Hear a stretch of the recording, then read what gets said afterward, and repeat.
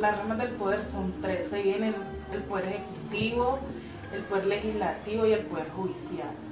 El poder ejecutivo está representado por el presidente de la República, que hace las veces de jefe de Estado y jefe de gobierno. También está integrado por los ministros, los directores de los departamentos administrativos y los superintendentes, que tienen la función primordial de garantizar el cumplimiento de los derechos y deberes de todos los colombianos. En el nivel regional está representado por gobernadores y alcaldes.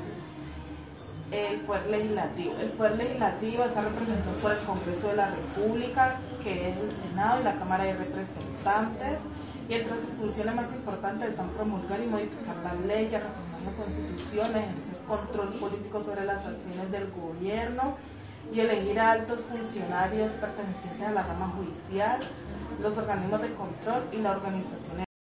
El Poder Judicial es el encargado de administrar la justicia en nuestro país. Así, en algunos casos, esta función es ejercida por las otras ramas del poder o por particulares. La rama judicial vela por el cumplimiento de la ley y castiga a sus infractores. Según la Constitución, el Poder Judicial está conformado por la Fiscalía General de la Nación y por otros 4 organismos conocidos en conjunto como las Altas Cortes: la Corte Constitucional, la Corte Suprema de Justicia, el Consejo de Estado y el Consejo Superior de la Judicatura.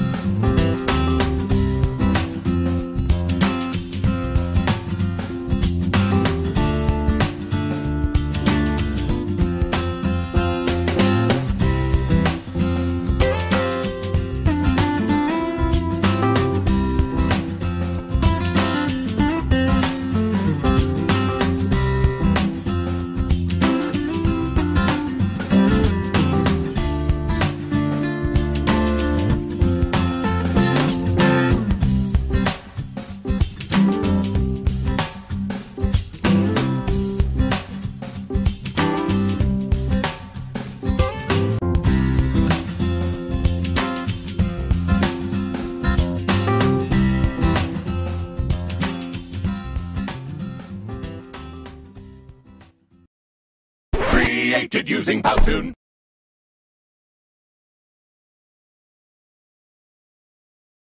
Buenas tardes, mi nombre es Angie Borrero y les voy a hablar sobre los impuestos. Los impuestos son el dinero que una persona, una familia o una empresa deben pagar al Estado para contribuir con sus ingresos. Esta es la forma más importante por medio de la cual el Estado obtiene recursos para llevar a cabo sus actividades y funciones, como lo son administración, inversión social en infraestructura, en seguridad nacional, en prestación de servicios, etc. Los impuestos tienen muchas formas de clasificación. A continuación, diré algunas de estas. La principal clasificación de los impuestos son los impuestos directos e indirectos. Los directos son aquellos que recaen directamente sobre la persona, empresas, sociedades, etc. Entre los impuestos directos se pueden clasificar los impuestos a la renta, al enriquecimiento o aquellos que se cobran por trámites. Trámites personales como la atención de documentos, pago de derechos y licencias, etc. Los impuestos indirectos se le imponen a bienes y servicios, a las transacciones que se realizan con ellos, es decir, las personas indirectamente a través de la compra de bienes y servicios pagan el impuesto aun cuando el Estado no les está cobrando directamente el impuesto a estas. Los impuestos indirectos entonces se cobran en la compra y la venta de bienes y servicios y al realizar otro tipo de transacciones comerciales como la importación de bienes, traer bienes desde otros países al país. Un caso típico de este impuesto es el impuesto al valor agregado, conocido como el IVA. Ejemplos de algunos impuestos: el impuesto sobre la renta, el impuesto sobre las sociedades, sobre la tenencia o uso de los vehículos, sobre los hidrocarburos que se le aplica a los carburantes, el impuesto al alcohol, el impuesto al tabaco y a las actividades. El impuesto predial debe ser declarado y pagado por los propietarios poseedores de los predios por medio de entidad, locales, parqueaderos, lotes, apartamentos, casas, etc. El impuesto se causa del 1 de enero de cada año hasta el 31 de diciembre del respectivo año. Impuesto sobre vehículos automotores recae sobre los vehículos matriculados en el distrito capital y su pago o periodo es anual del 1 de enero del 31 de diciembre de cada año. Sobretasa a la gasolina, impuesto de deslineación urbana para expedir licencias de construcciones, ampliaciones, modificaciones, adecuaciones y reparaciones de obras y terrenos del distrito capital. Impuesto de azar y espectáculos. El hecho generador de este impuesto está constituido por la realización de uno de los siguientes eventos de espectáculos públicos, apuestas sobre toda clase de juegos permitidos, rifas, concursos y similares y ventas por el sistema de clubes. Fundamentales: impuestos al consumo de cerveza, licores y cigarrillos y tabaco son bastante elevados para disimular el consumo, lo que produce grandes problemas de evasión. Sobretasa a las gasolinas, impuesto a los vehículos. Impuestos municipales, impuestos de industria y comercio, grava toda actividad industrial, comercial o de servicio que se realice en Bogotá, en forma ocasional o permanente, con establecimientos sin ellos. Impuesto predial unificado, se grava a la propiedad o posesión de los muebles ubicados en distrito capital. Vamos a hablar de un tema fascinante: los impuestos. Hay una nueva reforma tributaria en Colombia, siguiendo la tradición de hacer una cada año y medio. Y más allá de los detalles, a todos nos convendría entender un poco mejor el panorama general. ¿Cómo funcionan los impuestos? ¿Por qué es un tema tan polémico? Pues bien, comencemos desde el principio. Todo lo que hace el Estado cuesta dinero. No importa si estamos hablando de construir un parque u ofrecer educación pública, el hecho es que el Estado necesita recursos para funcionar. Nosotros, los ciudadanos, financiamos al Estado a través de impuestos y eso nos permite disfrutar los beneficios de iniciativas a gran escala. Algunos hacen aportes grandes y otros hacen aportes pequeños. ¿Se entiende? Bueno, porque la cosa se complica. En teoría, las acciones del Estado benefician directa o indirectamente a los ciudadanos y no debería molestarnos pagar impuestos, pero no nos digamos mentiras. Como su nombre lo indica, los impuestos son una imposición. Si nos gustara financiar al Estado, todo ese dinero se podría recoger a punta de donaciones. Algunos dirán que los ciudadanos no vemos más allá de nuestras narices. Otros dirán que el Estado no genera confianza cuando de utilizar los recursos públicos se trata. Pero lo cierto es que el Estado y los ciudadanos juegan al gato y al ratón apenas se menciona este tema. Por otro lado, la economía es un sistema dinámico. Eso quiere decir que pequeños cambios pueden causar consecuencias enormes porque el sistema es muy sensible. Es la historia de la mariposa que aletea y el huracán que aparece al otro lado del mundo. Pero en términos de la extracción, producción, intercambio, distribución y consumo de bienes y servicios, todo está conectado y es muy difícil alterar una cosa sin alterar muchas.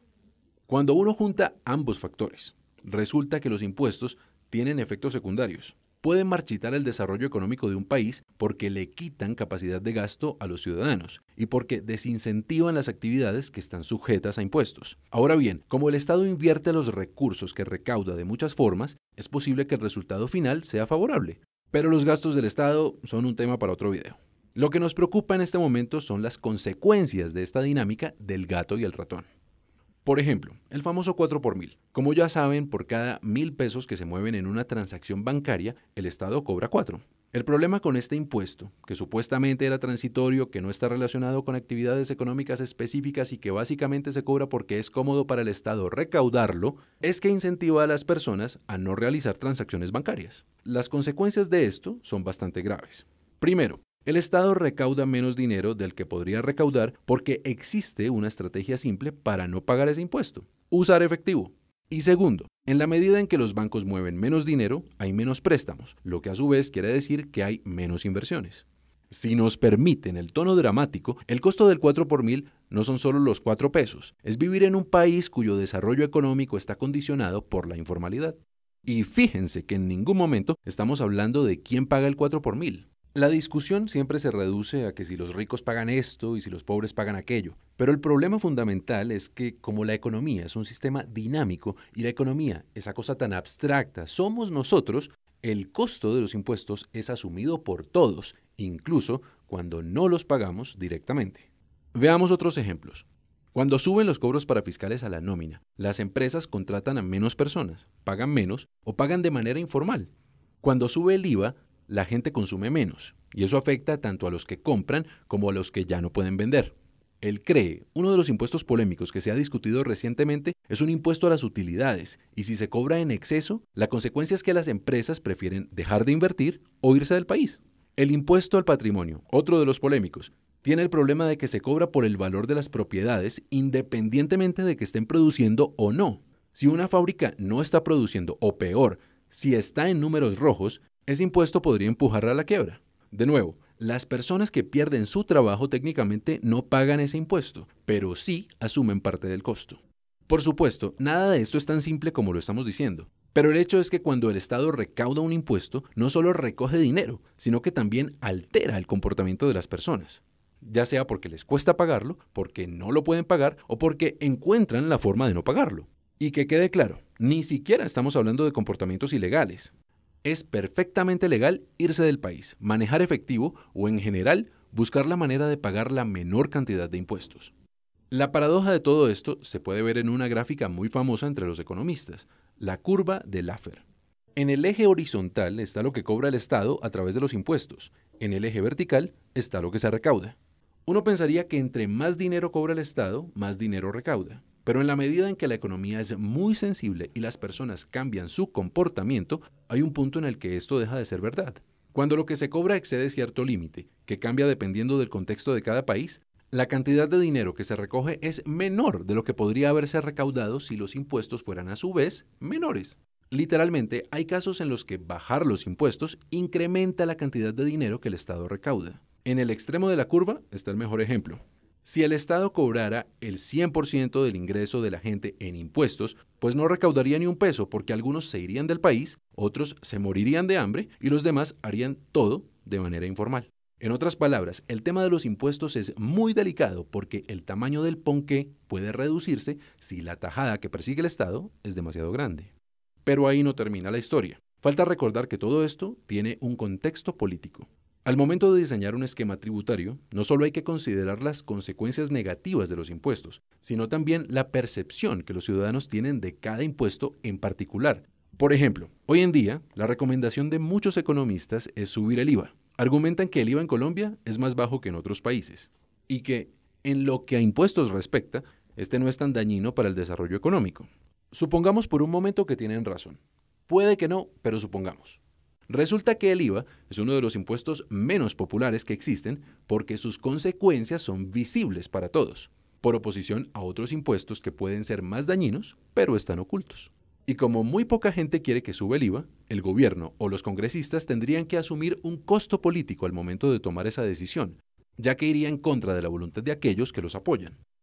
Dicho todo eso, es un enredo hacer una reforma tributaria, y ese es justamente el problema que Colombia tiene en sus manos, no solo ahora, sino otra vez en unos meses, si el precio del petróleo sigue cayendo y si hay que financiar el costo de un proceso de paz. La solución a este problema es tomarnos las cosas en serio. El gobierno tiene que asumir con seriedad el hecho de que no podemos cambiar el esquema de impuestos superficialmente cada vez que aparece un hueco fiscal. Los ciudadanos tienen que entender que el problema de los impuestos va más allá de quien paga directamente, porque todos asumimos un costo indirecto.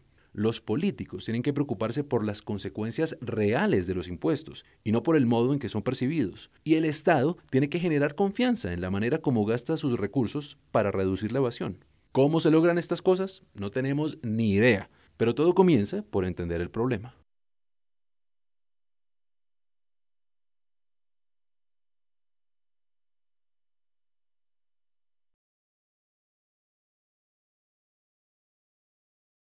Mucho gusto, mi nombre es María Isabel Sotelo Vázquez, pertenezco a la ficha 1172-173 de un tecnólogo en contabilidad y finanzas. Bueno, el día de hoy vamos a hablar sobre el ciclo presupuestal en Colombia.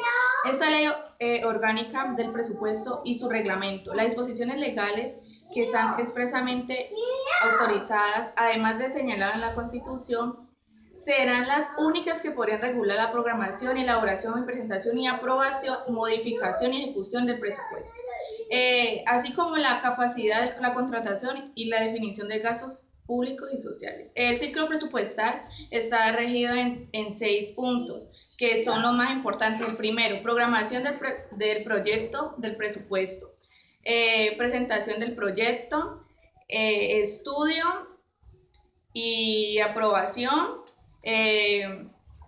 liquidación del presupuesto, ejecución del presupuesto.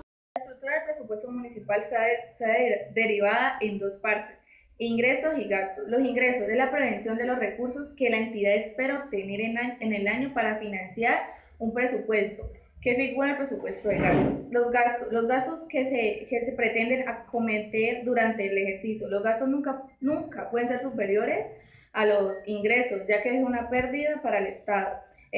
Siempre se hacen 3 preguntas antes de hacer un proyecto para poder hacer un presupuesto.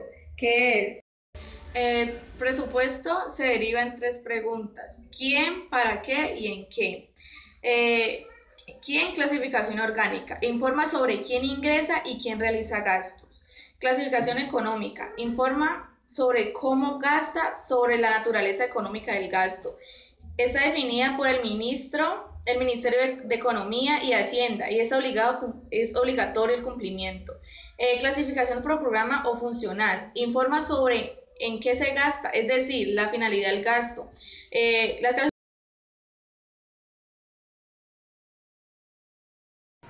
Bueno, mi opinión personal sobre el presupuesto público es que es una herramienta muy importante porque delimita y especifica con claridad las unidades o los funcionarios que son responsables de ejecutar los programas y los proyectos que son establecidos pues para cada año según el presupuesto público, y pues porque también sirve para vigilar el cumplimiento de los mandatos que son establecidos en el presupuesto. Mi opinión personal sobre el presupuesto público es que nos sirve porque es un instrumento para cumplir con las metas del desarrollo económico social del país.